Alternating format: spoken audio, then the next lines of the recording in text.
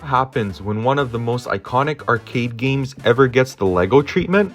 You get this, the LEGO Pac-Man arcade set. And trust me, it's not just for show.